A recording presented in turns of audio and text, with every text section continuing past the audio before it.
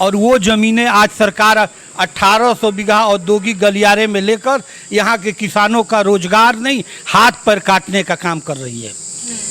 Brajesh Singh mafia नहीं है? आपसे हम पूछते हैं, ब्रजेश सिंह माफिया नहीं है? धनंजय सिंह माफिया नहीं है? मुख्तार अंसारी माफिया नहीं थे, वो गरीबों के मसीहा थे। और मुख्तार अंसारी ने इस क्षेत्र के लिए बहुत कुछ किया है। और आज तक एक आदमी को पूरे गांव में, क्या हिंदू मुसलमान सिख ईसाई किसी को भी आप जाके पूछ लीजिएगा तो किसी को उनसे कोई कष्ट, कोई एक आदमी उनके ऊपर ब्लेम नहीं लगा सकता कि आज तक वो बड़े माफिया हैं, कभी हमको डांटे हैं या हमारी ज़मीन कब्जा कर रहे हैं या हमारा जबरन पेड़ कटवा रहे हैं। ऐसी शिकायत अगर पूरे एरिया में कहीं आप पा गई होगी तो कहिएगा, ऐसा कुछ। नमस्कार, मैं हूं सबा खान, आप देख रहे हैं मेरी पड़ताल। इस वक्त मैं गाज़ीपुर ज़िले के पखनपुरा क्षेत्र में हूं।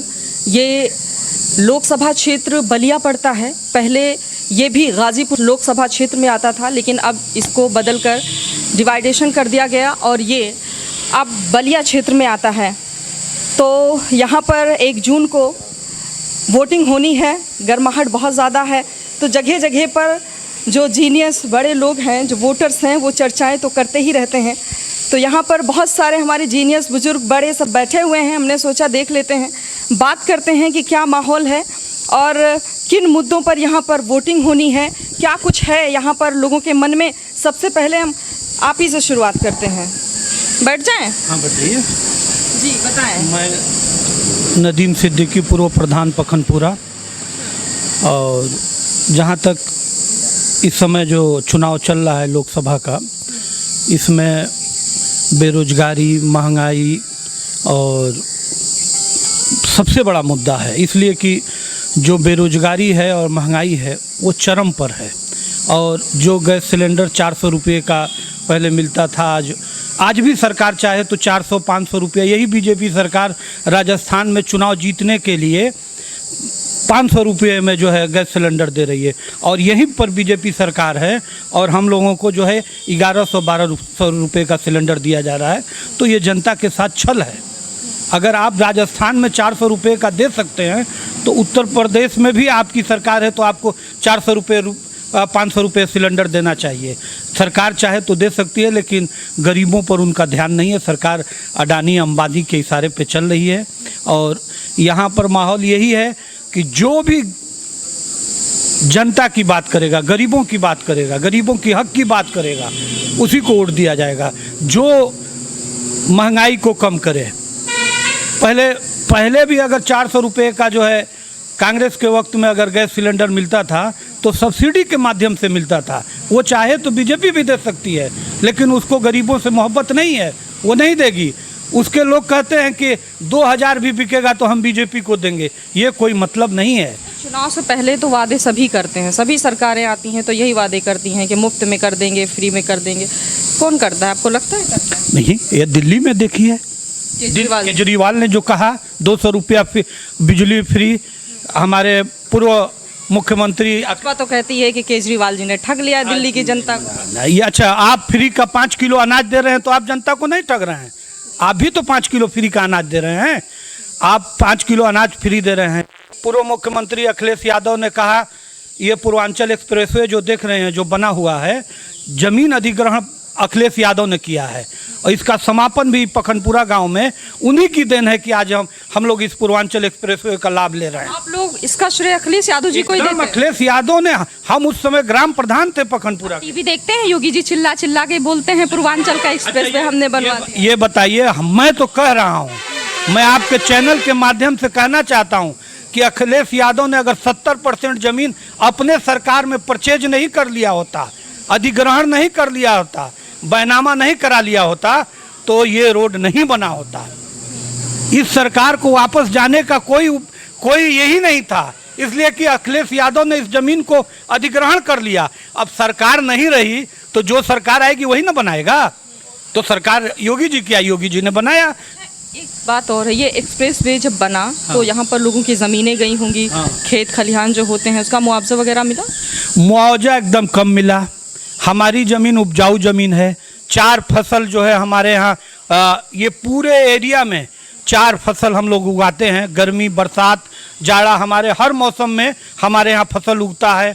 हमारे यहाँ एशिया का टॉप जो है मंडी पतलगंगा में लगता है। मिर्चा, टमाटर और मटर का जो है एशिया, यहाँ से कहाँ जा, बांग्लादेश हो, नेपाल हो, भूटान हो, क्या कलर है ये, आसाम हो, सऊदी अरब हो, सारे यहाँ से जाते हैं।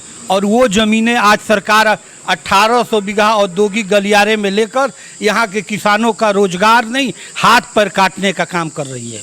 किसान यहाँ के त्रस्त हैं, कोई आवाज़ सुनने वाला नहीं है, किसानों की बात सुनने वाला नहीं है। तो हमने सुना कि गाजीपुर में लोग राहत की सांस लेते हैं। यहाँ पे योगी जी ने, मोदी जी ने माफियाओं को, अपराधियों को, डॉन को ख़त्म कर दिया, मिट्टी में मिला दिया। अच्छा, एक बात आपसे बताएं, बगल में यहाँ ब्रजेश सिंह है, वो जेल में नहीं है, वहाँ उनका का कलर है, दरबार लग रहा है, लाल लाल बत्तियाँ चल रही हैं। ब्रजेश सिंह माफिया नहीं है? आपसे हम पूछते हैं, ब्रजेश सिंह माफिया नहीं है? धनंजय सिंह माफिया नहीं है? सुशील सिंह माफिया नहीं है? और वो आज खुलेआम गाड़ियों में हुटर बजाते हुए चल रहे हैं।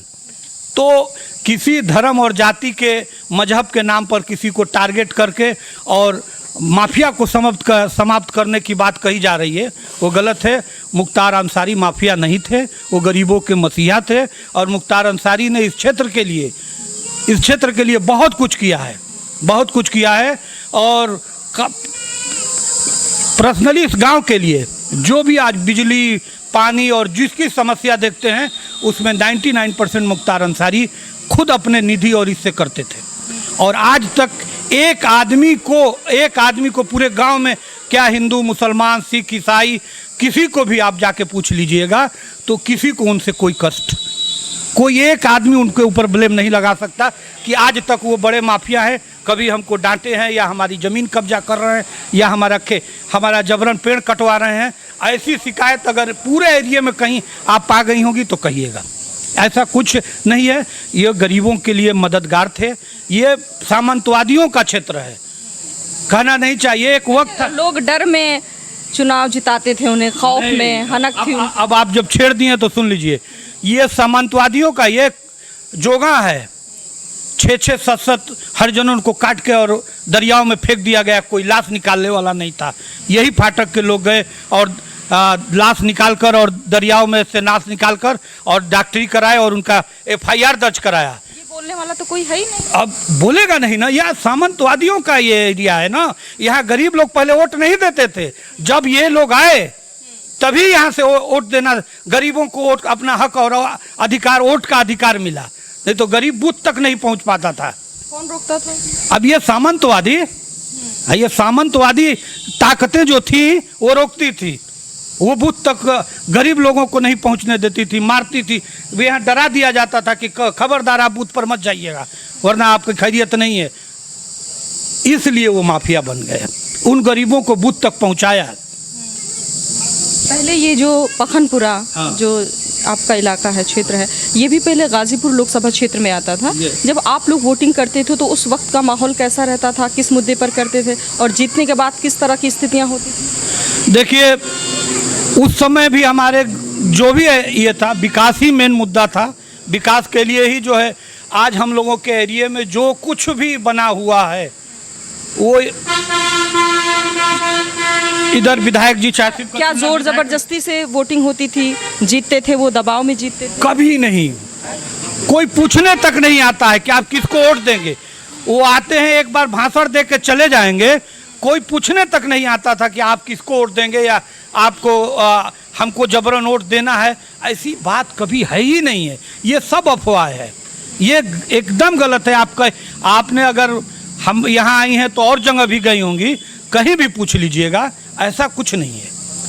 अगर ऐसा कुछ होता तो ये चीज़ें हम नहीं बोलते, लेकिन और जनता के लोग जरूर बताते हैं आपको कि नहीं ये बात है। ऐसा कुछ नहीं है, यहाँ पर सब निष्पक्ष है। ये भी हो सकता है कि डर में लोग ना बोल रहे हैं, उनका जो डर नाम का जो हर वक्त चलता है टीवी चैनलों पर या लोगों के मन में जो छवि बन गई है, वो मतलब समझ नहीं आती कि ऐसा क्यों है। अब यहाँ के लोग तो बोलते ही नहीं ऐसा कि वो माफिया थे, डॉन थे, अपराधी थे, और आप लोग सफाई देते रहते हैं कि ऐसा कुछ है ही नहीं।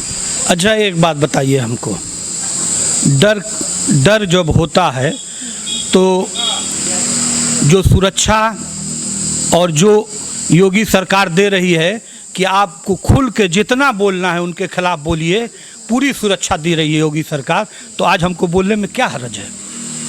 आप बताइए, कहीं और मिले या ना मिले, यहाँ बोलने के लिए हमको पूरी आज़ादी है, एकदम पूरी आज़ादी है। अगर दिल में कोई हमारी बात होती तो आज हमें कहने के लिए कोई रोक नहीं पाता, और आज हम कहते भी। तो यही बात है ना, जब गाजीपुर की जनता बोलती है, चाहे अंसारी परिवार के बारे में, चाहे किसी मुद्दे के बारे में, अभी चुनावी माहौल है, राजनीतिक माहौल है पूरे देश में, उस बारे में तो लोग सुनते हैं, लेकिन जो गाजीपुर के बाहर जो छवि है गाजीपुर की, और ख़ास तौर पर अंसारी परिवार को लेकर, ये बिल्कुल अपोजिट है, बिल्कुल अलग है। देखिए, सही बात यह है ना कि जो सामंतवादी टाइप के ताकतें हैं, जो फिरका परस्त ताकतें हैं, वो हमेशा इस अंसारी परिवार से परेशान रहती हैं, और वो दिखाती हैं कि ये माफिया, और ये जो गोदी मीडिया है वो इतना प्रचार करता है, लगता है कि अब माफिया तो खत्म हो गया, माफिया की बात तो आपको छेड़ना ही नहीं चाहिए। इस बार क्या होने वाला है? अगर यही सवाल है कि अगर माफिया इस वक्त नहीं है, कहते हैं पहले थे तो उनका डर था, हनक था, खौफ था कि वो जेल में रहकर भी पता नहीं किसको क्या कर देंगे अगर वोट नहीं करेंगे, तो इसी तरह की छवि। लेकिन इस बार तो वो नहीं है, वो पहला चुनाव है अंसारी परिवार के लिए, तो मैं आप लोगों से समझना चाहूँगी कि इस बार किस तरह का गेम खेल होने वाला है, क्या कुछ नतीजे आने वाले हैं? अब नहीं रहने के बाद ये स्थिति है, आपको बता दें, आप हमारी बात, इतने लोग बैठे हैं, लिख लीजिए। चंदौली समाजवादी पार्टी जीत रही है, गाजीपुर समाजवादी पार्टी जीत रही है, समाजवादी पार्टी जीत रही है, मऊ समाजवादी पार्टी जीत रही है, सलेमपुर में कांटे का टक्कर, घोसी भी समाजवादी पार्टी जीत रही है, ये लिख लीजिए। तो लोकसभाओं पर जो है अंसारी परिवार का दबदबा है, और दबदबा वो नहीं, मोहब्बत का दबदबा, मोहब्बत का, अमन का, भाईचारे का दबदबा।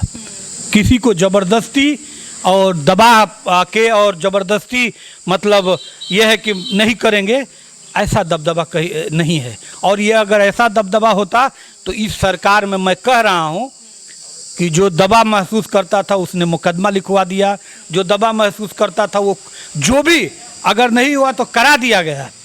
लेकिन आज के डेट में इनके खिलाफ बोलने के लिए एकदम स्वतंत्रता है, आप बोलिए, आपको पूरी आज़ादी है। लेकिन अगर हमारे साथ गलत किए रहेंगे तब ना हम बोलेंगे, हमारे साथ गलत नहीं किए हैं तो हम तो नहीं बोलेंगे। तो ये चीज़ें हैं यहाँ पर, बेरोजगारी, महंगाई, और ये सब अहम मुद्दा है। अब भ्रष्टाचार तो एकदम चरम पर है, को आप समझ लीजिए कि तरह का भ्रष्टाचार, योगी सरकार और भ्रष्टाचार। तहसील में चले जाइए, ब्लॉक में चले जाइए, भ्रष्टाचार का अड्डा है। एक रोड बनाने के लिए बीडीओ से लेके, मोदी जी सारे भ्रष्टाचारियों को जेल में डाल रहे हैं, और आप दावा कर रहे हैं कि यहाँ सभी सिस्टम में भ्रष्टाचार मोदी जी और योगी जी ने तो साफ कहा। योगी जी के एक सांसद ने कहा, जिनका नाम मनोज तिवारी है, कि बेरोजगारी भगाना है तो मोदी जी और योगी जी बन जाइए, न शादी करिए, बेरोजगारी ऐसे ही दूर हो जाएगी। आप योगी जी मोदी जी की तरह हम लोग मिल के शादी ब्याह नहीं करेंगे, बेरोजगारी हट जाएगा। वो भी तो कह रहे हैं, वो जनसंख्या नियंत्रण पर बात करते हैं। हाँ, जनसंख्या नियंत्रण पे बात करते हैं, तो जनसंख्या नियंत्रण पर पहले मनोज तिवारी करें, अमित शाह करें, कि जनसंख्या नियंत्रण पर नहीं होता। देखिए, कहने में मैं आपके चैनल के माध्यम से आज बेबाक बात करना चाहता हूं कि बीजेपी हिंदू मुसलमान शब्द पहले तो पाकिस्तान लाया जाता था, अब पाकिस्तान भी खत्म हो गया, अब डायरेक्ट हम ही लोग को टारगेट करके और चुनाव में वोट लिया जाता है। अब मंच पर बोला जा रहा है कि मुसलमान आरक्षण छीन लेंगे, मुसलमान आपका वो छीन लेंगे।